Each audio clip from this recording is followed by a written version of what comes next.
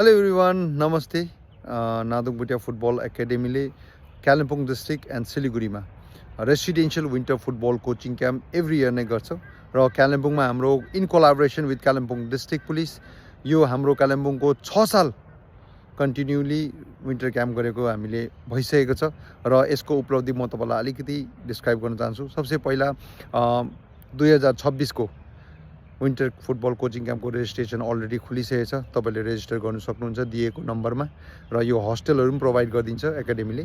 र जनवरी 3 तारिकबाट हाम्रो 17 तारिक जनवरी 2026सम्म यो विन्टर क्याम्प हुन्छ र यसको उपलब्धि भन्नुपर्दाखेरि हामीले 6 सालभित्रमा नानीहरू धेरै विन्टर क्याम्पबाट स्काउट गरे र स्काउट गरेर बाहिर लेभलमा फरेनतिर पनि खेलेर आइसक्नु भएको छ। नानीहरू ठुलो ठुलो एकाडेमी क्लब्सहरूमा पनि खेल्नु हुँदैछ र कालिम्पोङमा पनि हाम्रो every year Subroto Mukherjee international football champion भएर स्टेट लेभलसम्म खेल्नु पुग्नुमा सक्षम बनेको छ। थ्रु विन्टर क्याम्पको धेरै ठुलो हात छ। तपाईँहरूको नानीहरू आउनुहुन्छ, इन्जोय गर्नुहुन्छ फुटबल। सबसे पहिला त नेसनल प्लेयर भन्दा पनि पहिला इन्जोय गर्नुहुन्छ र हामीले विन्टर क्याम्पबाट फिलहाल अहिले म भर्खरै एयरपोर्टबाट फर्केर आउँदैछु। हाम्रो Nadung Bhutia football academy Kalimpong district and दार्जिलिङको नानीहरू मिनर्वा पन्जाबको फाइनल ट्रायलमा जानुहुँदैछ।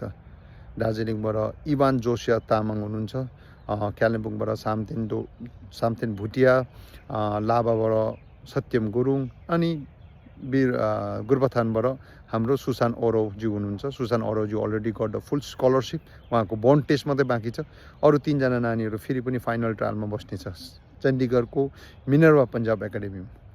उहाँलाई धेरै धेरै सबसे पहिला त बधाई दिन चाहन्छु, बेस्ट विसेस दिन चाहन्छु। एट द सेम टाइम प्यारेन्ट्सलाई पनि र सबैभन्दा ठुलो त मेरो म्यानेजमेन्ट जति पनि एडभाइजर हुनुहुन्छ, टेक्निकल डाइरेक्टर हुनुहुन्छ, हेल्थ मेडिकल एडभाइजर हुनुहुन्छ, कोचेस हुनुहुन्छ, वार्डन सर हुनुहुन्छ, कुक सर हुनुहुन्छ, म्यानेजर सर हुनुहुन्छ, एन्टायर स्कुललाई बधाई दिन चाहन्छु। यो कालिम्पोङ डिस्ट्रिक्टको ठुलो उपलब्धि हो।